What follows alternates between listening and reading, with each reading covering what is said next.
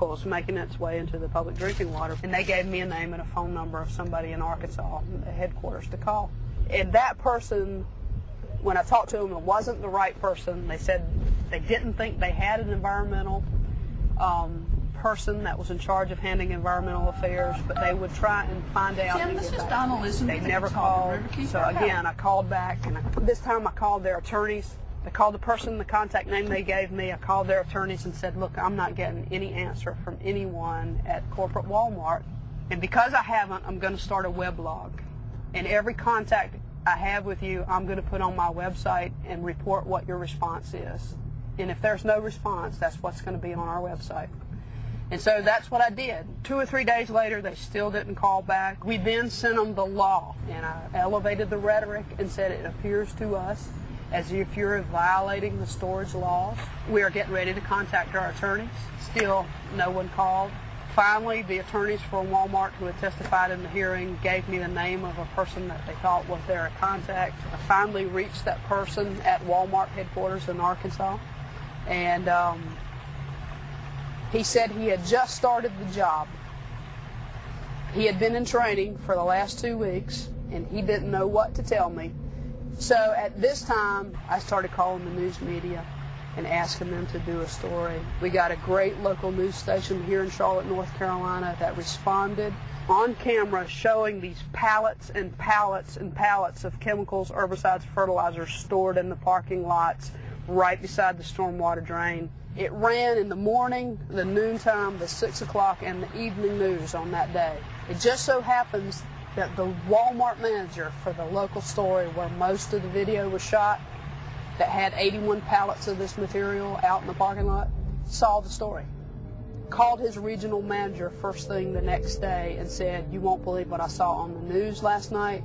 And for all his stores in the region, he had them pull those chemicals from the parking lots and put them undercover. As I read the case history and all the environmental fines, and particularly the consent decrees from the Attorney General's office ordering Walmart to establish better environmental protection, what flabbergasted me most about the lack of corporate response is their apparent disregard for these consent decrees and that they hadn't taken it very seriously. It's only the local guys.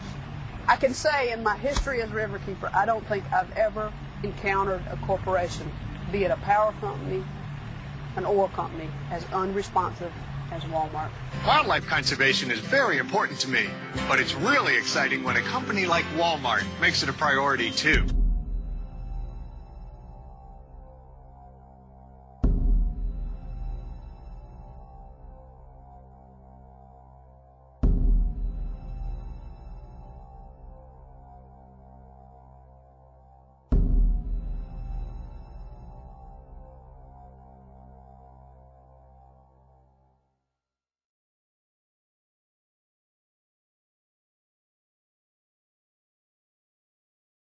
We have a great relationship with the Chinese government. They have treated us very fairly in what they have done. They actually, much like in the U.S., they hold us to a higher standard of sanitation, higher standard of employment.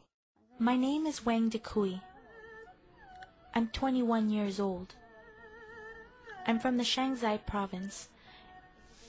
My family plants corn, patties, and potato. I wanted to earn some money so that their life could be easier. At least, I didn't want their life to be too hard. They would work from dawn till night. They would begin to work on the farm at daybreak and wouldn't get back until night.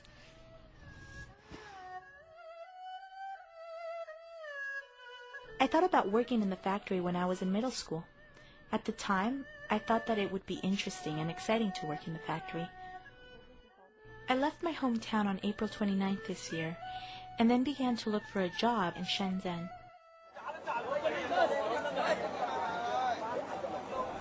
At that time, I had a friend working in that factory who also came from my hometown, so I went to see my friend each day at the factory gate, which is just in front of Wen Yi's room. My name is Wen Yi, and I come from Hunan province. He heard my dialect when I was talking with my friend.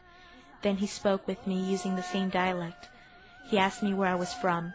I didn't tell him the truth. I said I was from the Chongqing area. He served for the army in Chongqing for a couple of years, so he can speak the Chongqing dialect. That's the way we got to know each other. My girlfriend and I work in the same Walmart factory. She works in the old workshop and I work in the new one. I am on the night shift and finish work at 7 in the morning. She begins to work at 7:30 each morning and works overtime until 10 p.m. We don't have much time to spend together, but whenever there is an opportunity, I'll cook some delicious food for her.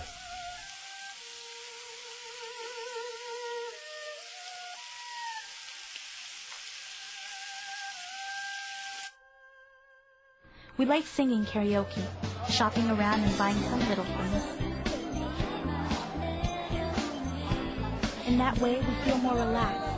Most of the times we go to karaoke, sing songs and listen to music, and we get in a good mood.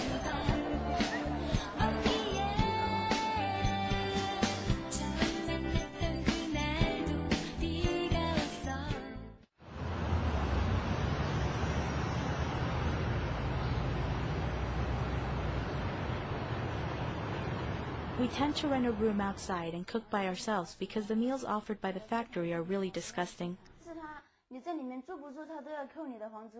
However, the dilemma is whether you live in the dorm that the factory allocated or not, they always deduct the rent from our wages.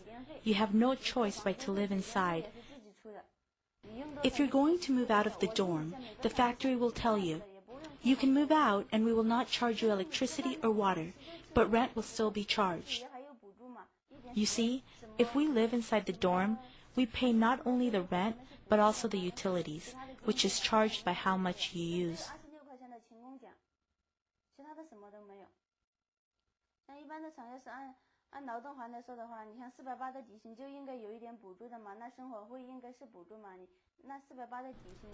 There are very few fans installed in my current workshop. It's extremely hot inside. If they plan to install a new fan, then the others will tell us that we can only have one fan, or the fans that are there. In my working position, there is no wind at all. Can you imagine? I'm sitting there and dripping with sweat all day long. My body never gets dry. Walmart informed the factory that it was going to send people here for the inspection, and they will tell us how to lie for the inspection. For example, the workers must respond as though they worked 6 days when asked how many days they worked, even though they actually worked for 7 days. Then we workers don't dare to say anything wrong because we're really afraid of being punished by managers. Walmart informs us in advance and has a meeting to teach us how to lie. If you lie well, you'll be rewarded. If not, you'll be punished or fired. The worker is given a fake pay slip, and they never let you have the chance to speak out the truth, but threaten you to deliver false information.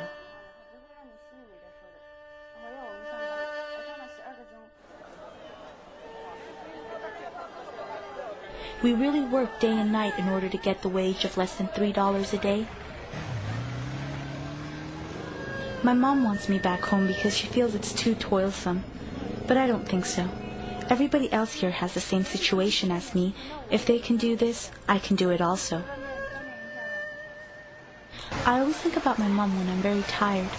That would be wonderful if she could be here with me. She takes care of me very well when I'm sick. She'll let me have a good rest and cooks anything that I'd like to eat.